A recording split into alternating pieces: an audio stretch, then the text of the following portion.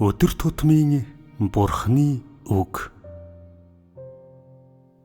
Бурханд анх итгэж эхэлснээс хойш хүний олж авсан зүйл юу вэ? Чи Бурхны талаар юу мэдэж авсан бэ? Бурханд итгэх итгэлийнхээ улмаас чи хэр их өөрчлөгдсөн бэ?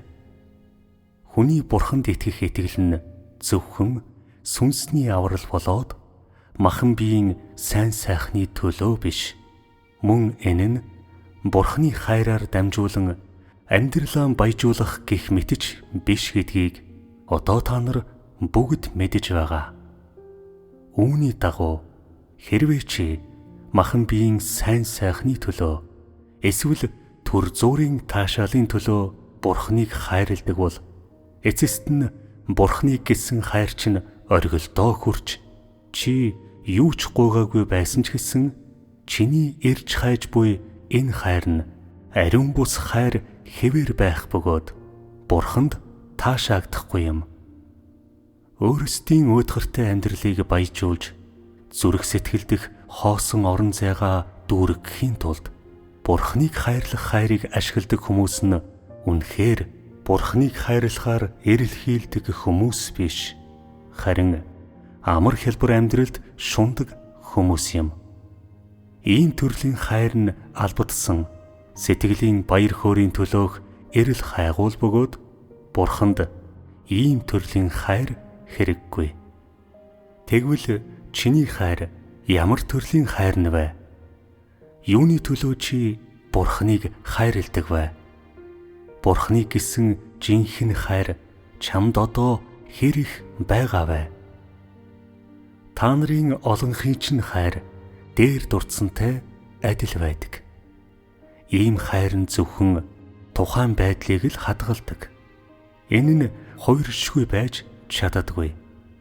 Мөн хүнд үндэслэж чаддаггүй.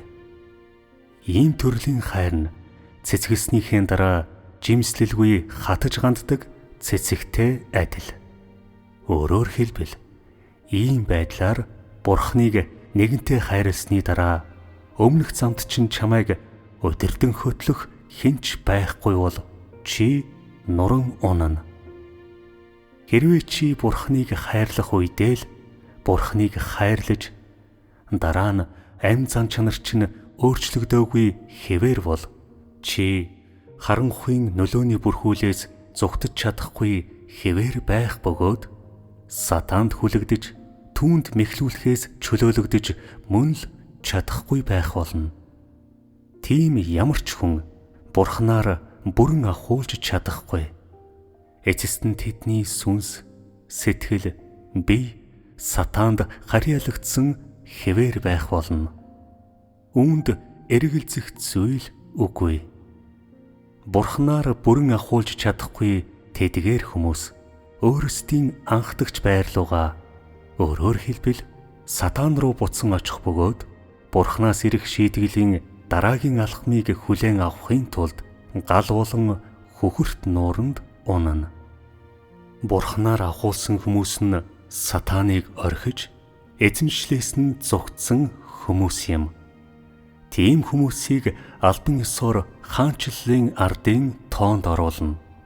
Ингэж л хаанчлалын ард бий болдог билээ. Чи ийм хүн болохыг хүсэж байна уу?